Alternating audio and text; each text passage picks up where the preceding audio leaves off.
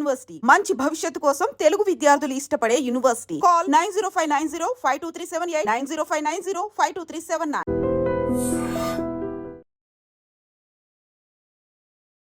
నమస్కారం, welcome to I dream. ధర్మ మార్గం విత్ విజిత కార్యక్రమానికి స్వాగతం.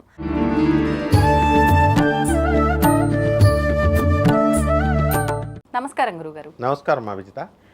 గురుగారు, కనకదార స్తోత్రం ఈ మధ్య కాలంలో ప్రతి ఒక్కరు కూడా అంటే ఏం చేసినా కూడా మాకు ఫలితం లేదు అని పూజలు ఇలాంటి పక్కన పెట్టి స్తోత్ర పారాయణల వైపు ఎక్కువగా మొగ్గు చూపుతున్నారు.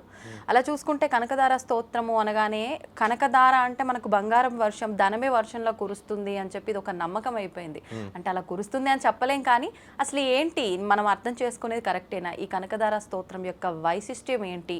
అది చేయటం వల్ల మనకి ఎటువంటి ఫలితం ఉంటుందో తెలియజేయండి. కనకధారాస్తవము అనేటటువంటిది జగద్గురు అయినటువంటి ఆదిశంకరాచార్యులు వారు ఆయన లక్ష్మీ అమ్మవారిని ఉద్దేశించి చేసిన స్తోత్రం. అయితే భక్తులు మనందరము నమోస్తు విష్ణువల్లభాయై, నమోస్తు కృష్ణవల్లభాయై అని ఉంటాయి మంత్రాలు, చాలా బాగుంటాయి అవి. అయితే జగద్గురు ఆదిశంకరాచార్యులు వారు చిన్నప్పుడు కాలడి అని కేరళలో ఒక గ్రామంలో పుట్టారు. పుట్టిన తర్వాత ఆయన వాళ్ళ అమ్మని సన్యాసంకి దీక్ష ఎలాగో ఒప్పించుకొని తర్వాత ఫస్ట్ మధ్యాహ్నం 12 గంటలు అయ్యేసరికి భిక్షకు వెళతారు. ప్రతిరోజు భిక్ష ఒక్కసారి అడగాలి సన్యాసి అనేవాడు. ఇవ్వకపోతే, భిక్ష వేయకపోతే ఇంకా ఆ రోజు పసుతో ఉండాలి వాళ్ళు. రోజులో ఒక్కసారి అడగాల, ఒక్కరినే అడగాల ఫస్ట్ టైం. వాళ్ళు ఇవ్వకపోతే ఇంకా భిక్ష కడుపుతో ఉండిపోవాలి. ఇది సన్యాసి దీక్ష. ఆ తర్వాత ఆ రోజు సాయంత్రం మళ్ళీ ఆ ఊర్లో ఉండకూడదు, నెక్స్ట్ ఊరు వెళ్ళిపోరు. మరి ఇప్పుడున్న స్వామీజీలు అందరూ ఎలా ఉంటున్నారు? సన్యాసి దీక్షలో ఉండట్లేదు. అప్పుడు ఆ గర్భదరిద్రురాలైనటువంటి ఆవిడని సెలెక్ట్ చేసుకుంటాడు ఆయన. ఆయన మామూలు సన్యాసి కదా, ఆమెను ఉద్ధరించాలి కదా. జగద్గురు ఆదిశంకరాచార్యులు వారు ఎవరు? సాక్షాత్తు శివస్వరూపం.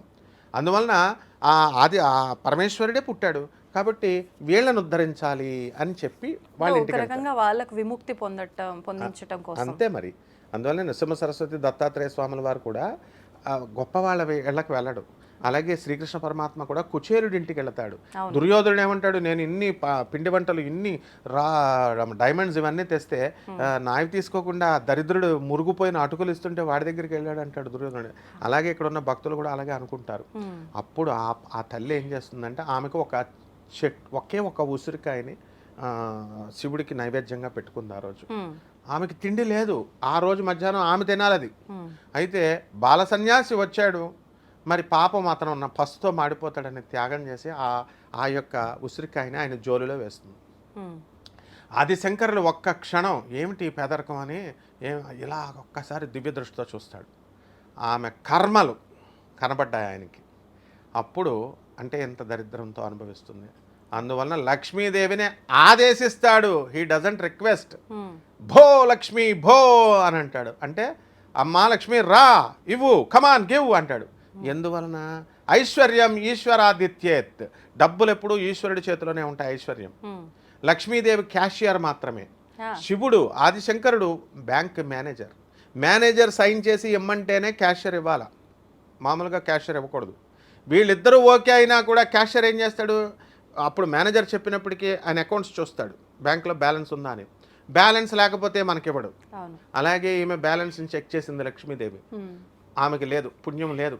పుణ్యం లేకపోతే నాయనా శంకర, ఆమెకి ఇవ్వడానికి కుదరదు నాయన, ఆమె పుణ్యం చేసుకోలేదు అని అంటుంది. అమ్మా లక్ష్మి, నువ్వెవరివి? కర్మల్ని తొలగించే తల్లివి అని చెప్పి నేను I am recommending under the special discretion power of Jagadguru Adi Shankaracharya her bad karmas are dismissed అని ఒక్క పదం అంటాడు. అనగానే అంటే విశేషమైనటువంటి అధికారాలు గురువుకు ఉంటాయి. ఆ గురువు యొక్క ఆదేశంతో మొత్తం ఆమె కర్మలన్నీ వ్యానిష్ అయిపోయినాయి, మాయమైపోగానే అప్పుడు మహాలక్ష్మి ఎస్ నాయన, నౌ షీ డిజర్వ్స్, నేను ఇస్తాను అని చెప్పేసి ఈ యొక్క బంగారు ఉసిరికాయలు కురిపించేసింది. ఇది నగ్న సత్యం అని చెప్పడానికి షిరిడి సాయినాథుడు ఏ విధంగా అయితే లక్ష్మీబాయికి 9 నాణాలు ఇచ్చాడో, రూపాయి బిళ్ళలు, నవవిధ భక్తులకి ప్రతిరూపాలుగా, అలాగే 9 బంగారపు ఉసిరికాయలు ఇప్పటికీ కూడా ఉన్నాయి. ఎక్కడ? కాలడి ఆదిశంకర ఆశ్రమంలో ఉన్నాయి. కాబట్టి ఆ అమ్మ వాళ్ళ వంశీకులు ఇంకా ఉన్నారు, ఆ అమ్మాయి వంశీకులు. కాబట్టి ఇది చరిత్ర, not an epic, not a cock and bull story. ఇది ఫస్ట్ పాయింట్. సెకండ్ పాయింట్ ఏంటంటే ఇక్కడ మనం నేర్చుకోవాల్సింది ఈ సంఘటన ద్వారా గురువు అనేటటువంటి వాడు కర్మల్ని తొలగించే శక్తి ఉంటుంది. ఇప్పుడు అందరూ పూజలు హోమాలు చేస్తున్నారు రెమెడీస్ కోసం, వాళ్ళకి దేవత వచ్చి ఇవ్వడు.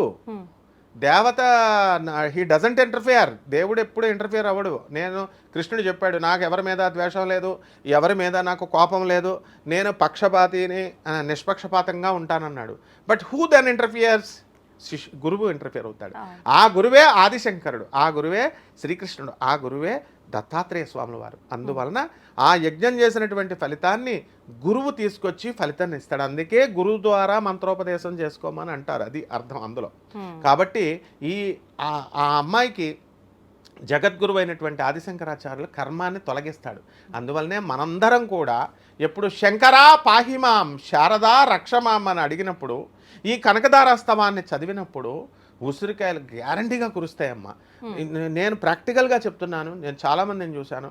ఒక ఆవిడ 3 సంవత్సరాలు, నేను మా అమ్మగారు అత్యంత పేదరికంలో ఉన్నప్పుడు మేము చదివితే మాకు ఎక్కడి నుంచి వచ్చినాయో డబ్బులు వచ్చినాయి సార్ మాయలాగా. అంటే నిజమమ్మా, అది అమ్మవారు ఇచ్చిందే అన్న. ఎవరి విషయంలో జరిగింది?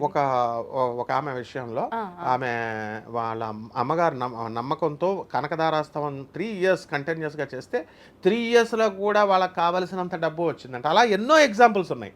కొబ్బరి బొండంలోకి ఎలాగైతే నీళ్లు లోపలికి వచ్చేస్తాయో ఆ విధంగా ఐశ్వర్యం వచ్చేటప్పుడు వస్తుంది. ఐశ్వర్యం పోయేటప్పుడు ఎలాగైతే ఒక వెలగ పండు ఉంటుంది, ఆ వెలగ పండుని ఏనుగు రెట్ట వేసినప్పుడు మింగుతుంది తొండంతో. రెట్ట వేసినప్పుడు వచ్చి క్రింద పడిపోయినప్పుడు రెట్టలో ఆ వెలగ పండును మనం తీసి ఇలా పగలగొడితే అందులో గుంజు మాయమవుతుంది. డిప్పలాగే ఉంటుంది. మళ్ళీ కరిమింగిన వెలగ పండు అంటాం, అందుకనే దరిద్ర దేవతను పోల్చేటప్పుడు. కాబట్టి ఈ గురువు అనేటటువంటి వాడు కర్మను తొలగిస్తాడు. కాబట్టి ఖచ్చితంగా అందరూ నమ్మకంతో ఈ కనకదారాస్తవాన్ని చేసుకోవాలి. ఇది మూఢనమ్మకం కాదు. ఎందువల్లంటే రేషనలిస్టిక్గా, తర్వాత లాజికల్ కన్సిస్టెన్సీతో, సైంటిఫిక్ అవుట్లుక్తో చెప్పుతున్నటువంటిది. ఇది అమ్మవారు క్రియాశక్తి, పని చేయమంటుంది. పని చేసినప్పుడు నేను నీకు డబల్ చేస్తాను అని జగద్గురు ఆదిశంకరాచార్యులు వారు అదే చెప్తారు. పురుష ప్రయత్నము దైవానుగ్రహం 2 ఉండాలి. ఒక ఎద్దుల బండికి 2 చక్రాలు. పురుష ప్రయత్నం నువ్వు చేసినా దైవానుగ్రహం లేకపోయినా నీకు రాదు. దైవానుగ్రహం ఉండి నువ్వు పురుష ప్రయత్నం చేసుకోకుండా దుప్పటి కప్పుకొని ఇంట్లో పడుకున్నా నీకు రాదు. 2 ఉన్నప్పుడు మాత్రమే వస్తుంది. ఆ 2 ఉన్నటువంటి శక్తినిచ్చేటటువంటి ఆ క్రియాశక్తే కనకధారాస్తవం. అందువలన చాలామంది చేశామండి, మాకు రాలేదండి ఫలితాలు అంటే మనలో లోపమే తప్ప అమ్మవారిలో లోపం కాదు, ఆ స్తోత్రంలో లోపం కాదు, దాన్ని రాసినటువంటి జగద్గురువైనటువంటి ఆదిశంకరాచార్యుల లోపం కాదు. ఎలా చేయాలండి ఇంతకీ స్తోత్ర పారాయణం? శుభ్రంగా స్నానం చేయడం, శుభ్ర వస్త్రాలు ధరించుకోవడం, ప్రత్యేక నియమాలు ఏమీ లేవు. చక్కగా అమ్మవారిని, అమ్మా జగజ్జనని నేను ఒక 41 రోజు నేను చేసుకుంటున్నాను అని చెప్పుకొని ఎవరికి వాళ్ళే ఆదిశంకరులకి నమస్కారం చేసుకొని ఆ స్తోత్రాన్ని మనకు అందించిన మహానుభావుడు ఆయన చేసుకొని కుంకుమతో అమ్మవారికి చాలా బాగా చక్కగా ఉంటుందన్నమాట ఆ స్తోత్రం. అందువలన చక్కగా కుంకుమ వేసుకొని ఒక పండుని నైవేద్యంగా పెట్టచ్చు. రోజు పిండి వంటల దానం ఇచ్చేయాలని ఏం లేదు, బెల్లమో ఏదో ఒకటి. తర్వాత హారతి ఇచ్చేస్తాం మంగళం. మామూలు పూజ చేస్తున్నట్టే దీపములో ఉంటుంది లక్ష్మీదేవి. కాబట్టి దీపారాధన చేసేస్తే సరిపోతుందమ్మా. ధన్యవాదాలండి. ధన్యవాదాలమ్మా.